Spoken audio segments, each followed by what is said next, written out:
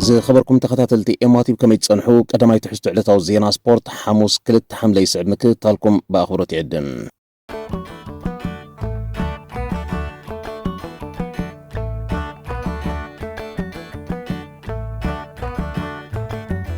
زبزحا سبورتاو زيناتات زدالوا قصات محبراوي مرخبيتات بحبار نسينيغال كحجيج على حديران اتي قدامين اوران لاقصي اميتن عسران د انصرا فوصم قلع تصوي عن كلات صوتا غريفا بزي موصا ابلبي تعذب حديرا زبل كم اوانچ افريقا تعميص اله ميدا غريفا بزي وصوتو شلمات يغبا ايلن سينيغال كابز خبر عوتات تهجر افريقا مزغيبا تحضروا لغطميو بهندبتن اب 3 د انهافيفوام بيلجيوم كساب 86 د بزا اميدا چامبيون افريقا تسنيفان تواريدان ناب هاغرا كتملس بايلوتا اير ولعو النارسنن كلئه نؤس تسفا تعزيبام نتسفا دما ناب عود قيراتهم سنغال نقدمو 30 د بحيتا اب 24 د حبيب دياراب زمزغباشتو مرحنت حيزان عرفتو وصيام أصلتان بيلجيوم رودي غارشيا نتا دحيرا سرحت لوطي روميلو لوكاكو اب عرفت بمكياد ندكتلراوص ياتيوام ازغن افرماش سرحلون بنصارو قدا سينيغال امبل 51 د نصوتانا معرافو زبصح شتو كاتي زبلص تصاوتها ابزي مسنادو اسماعيل سار قال ايتشتو مزغيبا نصوتا كلت بادو مرحتهم اسماعيل سار نزاشتو ممزغاب بلعل نزمصت كعسو اب افلبو عريفو استطقملو تكنيك كابتي كودس غبرويم اب 56 د غارشيا ندبرينان دكون اتوم نصوتا كقيرو لتصبين تصاوتو سحيب بموصا نراسيكن لوكباكينتيوام كمز عينت كلت جوزف تالنت بيلجيوم تسحيبون او ومبر كوص مستعذب كان نعو سعيو دما يوري تلمانسن لياندرو تروزاردن اتوم كلت مكرات تصاوتا اميدا كباسو مسراخا سنغال سالسيت شوتو سيخا كابز غزفون تذكيروم زنبرون افريقا او عوت ابلع عباي اوروباوي هاجر كتغوناصف تحوس توزدوم صوتان تتصنقق مصيوم تسعد كእቶ 4 د ጥራይ ተሪፈኖም ሮሜሉ ሉካኩ ካም አዝን ሞኒር ንዝዓጽፈሉ ኩዕሶ ጠዊ መስኪዕት ብምርኻብ ንጾታ ክልተ በሓደም ዝገበሮ ክልተ ዳው ናብ ሓንጎሉ ብምቕናዕ ርእስና ንስራሕ ይበለም እቲ ምልክት ንጹር ነይሮም አውዱ ሰዓት አፍሪቃውያን ጋንታት አድሁበን ይወርዲ ስለዚ ካል ኤትሸቶ ከነመዝግቢና ዝብል ነበረ ድሕሪ ጾታ አሰልጣን ቤልጅየም ሮዲ ጋርሺያ ከምዚን ዓይነት ጋንታት አሞዳ ጾታት ኩነተ እምሮን ከም ዝወርድ ፈሊጥና ተስፋ ከይቆረጽና ኢና ንጻወተ ነርና ምስበለ ሉካኩ ዘመልክቶ ዝነበረ ክትርድኦ አይጸግመን ኮነ ድማ سنغال نكلت تبحد وصيت عقيباون ناب زقصل صوتا تحلف كم تخيل ترديان جمجيمان كي تودبتن كلا دحر 3 د نتسعا كእቶ حنت د مسترفت تلمانس بقومت كاب كلهم تخلخلتهم زحصر كنسو برؤسو كاب ايد حلاو لداتن تخلخلتن قديمو مسكعت بزراخبا قعسو نصوتا كلت بخلت قيرام مستوسخن غيزي معرت عصيدما نابتوسخ 30 د اقنعم ابتحموت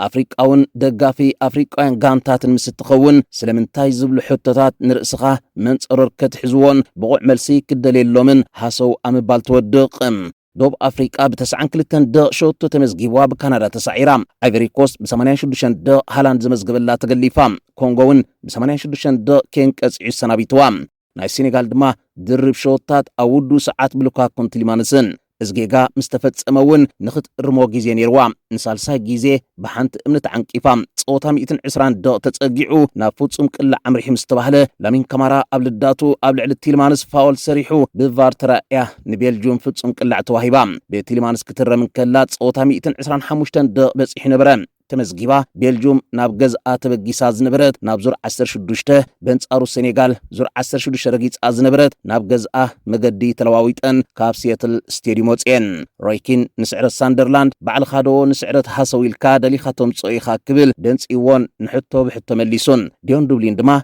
حدا كابتوم زبلصو كاب سعرت مهدام اوانچ عالم يرياتنا بيلجيوم كساب 7 د سنغال اتا زبلصت غانتا انيرام لوكاكو مساتو نغرات قس بقس كقاير جميرو نتي ملسو دما قس يسويلوم አሰልጣን ሀገራዊት ጋንታ ቤልጅየም ሮዲ ጋርሺያ ከካይዶን ከሎክ ተአምኖ ዘጸግም ዝነበረ ለውጣት አሞዳታ ሰሪሕሉ ንዓወት ካብ ጎሮሮ ሴኔጋላው ጺምስ ወሰዶ አብዛሃቦ መግለጺ ኣብ ኩዕሶ እግሪ እምነት ክሳብ ዝሃለወካ ኩሉ ነገር ይካኣልዮም ሓይሊ ጋንታና አቶም ዝስለፉ ጥራይ ዘይኮነ አቶም ኣወንበር ዘለው ተጻወትናውን ይዘሎም ምክንያቱ ክንዳሎን ከለና ኣብ 11 ተጻወት ጥራይ ተመርኪስና ክንዕወት ከም ዘይንኽእል ፈሊጥና ስለዝሰራሕናሉ ኢሎም እታ አሚትን 20 ደቂቕ ንቤልጅየም ዝተዋህበት ፍጹም ቅላዕ ግን ቅብልቲ ድያ ላሚን ካማራ ነቲልማንስ ብዘእምን ሓሪሙ ወዲዩ ተንታኒ ITV ጋሪ ኔቭል ኣብ ርእይትኡ ብናተይ መረዳእታ ፍጹም ቅላዕ ክትወሃብ ኣይግባእን ነይሩ ክብል እንከሎ መሳርሕቱ ሮይኪን ድማ ዳኛ ኣብ ስክሪን ነዊሕ ግዜ ተዓዚቡ ብዝወሰና ጥራይ ከባድ ውሳኔ ብልዕሊ ሴኔጋል ምንባራ ትርድኦ እዩ ተእምን ፍጹም ቅላዕ እንተትነብር ዳኛ ክንድኡ ግዜ ክወስድ ይኹን ክወላወል ኣይምራእናዮን ክብል ኣብ ከምኡ ዓይነት ዝሞተ ናይ ፆታ እብረ ክትወሃብ ከም ዘይነበራ ተስማሚዖም እቲ ሓቂ ግን ኣሰልጣን ሃገራዊት ጋንታ ሴኔጋል ፓፕታው ተዛሪቦሎ ብዝጎድእ መገዲና ወፂና እንተፃወተይ ኩሉ ነገራቶም ብዝሃብዎ የመስግኖም ንዝሓለፈት ጋንታ ድማ እንቋ ሓጎሰክ ይብል ምክንያት ስዕረትና ክልተ ሸወታት ክንዕቅብ ዘይምኽኣልና እዩ ድኻምና ክንኣምነሉ ይግባእ ኣብ ኩዕሶ እግሪ ግን ዘጋጥም ይኽብል ምስታ ፍጹም ቅላዕ ምኒን ክብል ከም ዘይመርጽ ገሊጾም እቲ ቁኑዕ መግለጺ ድሕሪ ከምዚ ዓይነት ስዕረት ካብ ስዑራ ሰልጣን ትጽበዩ ድማ እዚ ነይሮም ባዕልኻ ስራሕካ ዘይፈጸምካ ዳኛ ስርሑ ክፍጽም ምጽባይ ጣቋ ስለ ዘይብሎም ሞሮኮ ጥራይ ካብተን 932 ዝረገጸ ሃገራት ኣፍሪቃ ኣብ ዙር 16 በፂሓላ 4 ብቀደም ተኸተል ተገሊፈን 3 ድማ ዘይተጻወታ ይተርፋ አልጄሪያ አንጻር ስዊዘርላንድ ግብፂ አንጻር አውስትራሊያ ጋና ድማ አንጻር ኮሎምቢያ ካብዚ ክደጋገም ዝቕኔ ጌጋታት ደቂ አህጉረን ተማሂረን ናብ ዝቕጽል መድረኽ ክሰግራ ሰናይ ምንየትና ንገልጸለን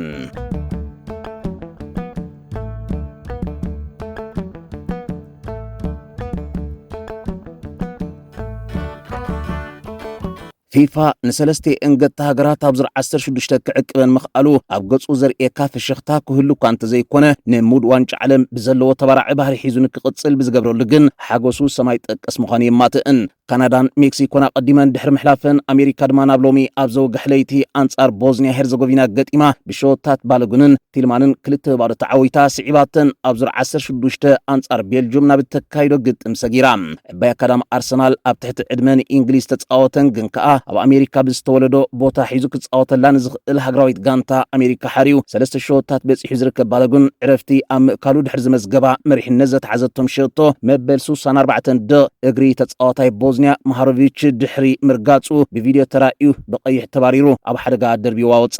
ንቦዝኒያ ዓብ ዕድል ትመዓራረየሉ ተፈጢርላ ጾታ እናተወድእ ብዝመፀ ሕጅዶ ትመዓራረ እናተባህለ ግን ኣብ ኣፍ ደገልዳት ቦዝኒያን ዝተረኽበት ቅላዕ መቕጻዕቲ ተጻዋታይ ባየር ሌቨርኩሰን ማሊክታው مسكعت سنبيرو أب كبير فرهي ودي أمن زنبور أمريكاوين تعاويتكم اللهم بلوم أمريكا دما كلتا بارو سعير حليفام أب تاريخ قعص أجر أمريكا أب حد مسند وانش علم سلسة صوتات كتعوت فالمايا يوم نكال أجيزي أطراي دما أبودي كم حلاف تعوت اللام أتي غانتا كيسر حيونا وانش علم آتي تباهيلو بميدياتات أمريكا محرس تنقف ماوريسو بوتشوتينيو زور 10 شهور شمر غاز أطراي لعلي تثبيت أمريكاين وتيلام أنصارتا سنغال عوتي حليفا ذهبتها بيلجمون عاب عدل كم زلوم أمينوم كأتو ومخانم يقلت أمريكاوين انت أبالوغن بزا فاول بقيح تسوغيغو سلمنتاي ميسي أنصار الجيريا زي تسوغو غزب الحطو بكل ميدياتاتهم نافيفا تغطي زفتر حطوتات بمقراب نكت سرزلوم كابجين وغوسغواس أمكياد يركبهم قطمات وانش علم زور 32 لومون كاب ساعة 10 مش جميرو سلسة صوتات كسلاسليوم اسبانيا انصار اوستريا ساعة 10 بورتغال انصار كرواتيا كاب زخبر صوتات مدرخ ساعة 3 ليتي كومدما سويسرلاند انصار الجيريا ساعة 6 وقحتا كسلاسليوم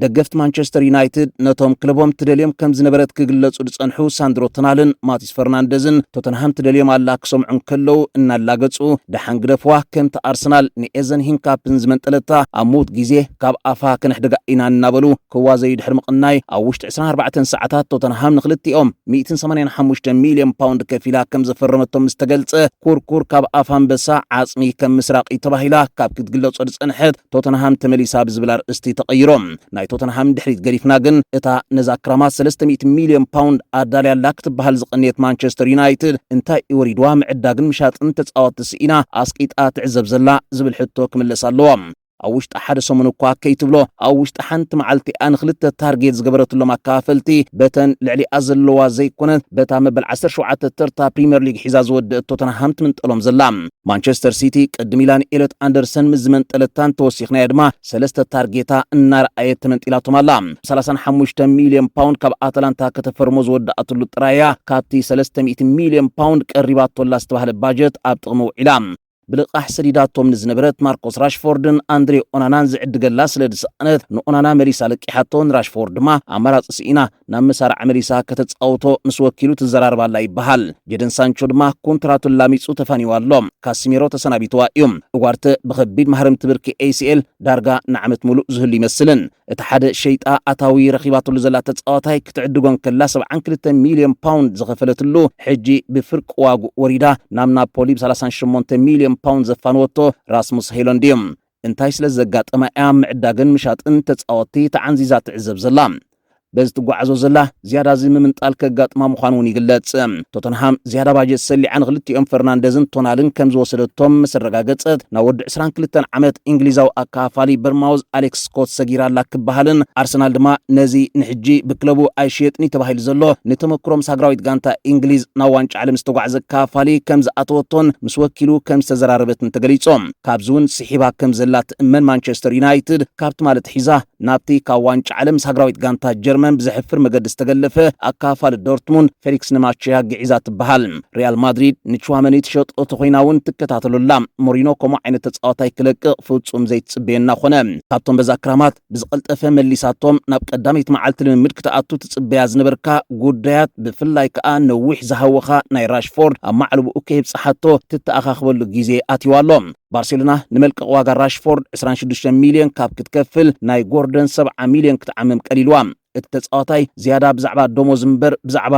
ምስ ብቕዓቱ ዝኸይድ ሓቀኛ ክፍሊት ኣመዛዚኑ ክሓስብ ከም ዘይኮነ ምስ ተዓዘበቶ ዝወሰደቶ ውሳኔ ድማ እዮም ላዕለዋይ ሓላፍ ማንቸስተር ዩናይትድ ዑመር በራድያ ነዚ ኣብ ደገፍቶም ዘይምትእማን ፈጢሩ ዝርከብ ኣካይዳ ዕድጊ ተጻወት ተመልኪቱ ቅድሚ ቁርብ መዓልታት ኣካይድዎ ብዝነበረ ቃለ መጠይቕ ተጻወቲ ከነፈርም ኢና ሱሙያት ኣብ ዓበይቲ ክለባት ዝጻወቱ ብዝብል መለክዒታት ግን ኣይኮናን እቲ ንወስዶ መዕቀኒታት ብመጀመርያ ናብ ጋንታና መጽኦም ኣብ ሲስተም ኣሰልጣኒና ተሰኺዖም ክጻወቱ ዝኽእሉ እንተኾይኖም ጥራይ ይክብል ዝርበሽሉ ምኽንያት ከምዚ የለ መስርሕ ምስጋር ተጻወት ድማ ክሳብ ሓደ መስከረም ብሕጂ 3 ወርሒ ነዊሕ ጉዕዞ ተሪፍዎ ከም ዘሎ ረድዮም እቲ ክምልሶ ዝነበሮ ሕቶ ግን ናይ ቀረባ መቐናቕንቶም ክለባት ነቶም ዓይነታውያን ተጻወት ወሲደን ምስ ወድኦም ዝካየድ ዕድግታት ልዕሊ ናተን ለውጢ ክፈጥር ዝኽእል ድዩ መልሲ ይደሊ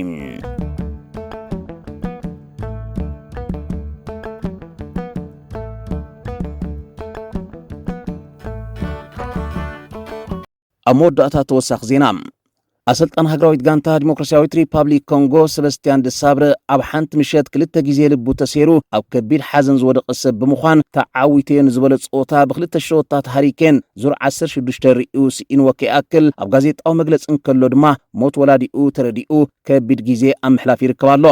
ድሕሪ 52 ዓመታት ናብ ዋንጫ ዓለም ዝተመለሰት ኮንጎ ብጽኑዕ ምክልኻላ ንፖርቹጋል ኣብ ምድብ ኣሳቕያን እንግሊዝ ድማ መፍርሕ ፊልም ከተርእያ ድሕሪ ምምሳእያ ኣብ 75 ደቕ መሪሕነት ተመንጢላ ኣብ 86 ደቕ ድማ ናብ ስዕረት ዘውደቐታ ካልአይቲ ሸቶ ዝተመዝገበታ ህዝባ በቲ ኣብዚ ውድድር ክትጓዓዞ ዝቐነየ ተሓቢኑ ኣመስጊኑ እኳ እንተፋንዋ ዓይነት ስዕረት ግን ክትፀሮ ዝኸብድ ነይሮም ናብዚ ውድድር ንኽትኣቱ መሪሑ ኣብዚውን ብዝሒ ሸወታት ተመዝጊብዋ ክትፋኖ ትፅቢት ንዝነበረ ብቐዳመይቲ ፀወታ ኣይትሕሰብዎ ብዝበለ ብቕዓት ተወዳዳሪት ጋንታ ሰሪሑ ዝቐነየ ደሳብረ ንስዕረቶም መግለፂ ክህብ ኣብ ጋዜጣዊ መግለፂ ብዝነበሮ ነቲ ጋዜጣዊ መግለፂ ዝመርሕ ዝነበረ ሰብ ብዘይትፅበየ መገዲ ብቋንቋ ፍሬንች መደብና ኣብዚ ዓፂና ኣለና ኣሰልጣኒ ወላዲዩ ዓሪፎም ከም ዘለው ድማ ንሕብር ስለዚ ጽንዓት ምንየሉ ክብል ካንዲው መርድእ ብኸምዚ ዝቐለለ መገዲ ዝንገር ብዝሕርብተካ ኣቢሉ ነዝወዲ 49 ዓመት ኣቦኻ ዓሪፎም ኣለዉ ኢልዎም ደሳብረ ግን ወላዲኡ ከም ዝዓረፉ ተነጊርዎ ክነሱ ንጋዜጠኛታት የቐንየለይ ምባል ኣይርስዕን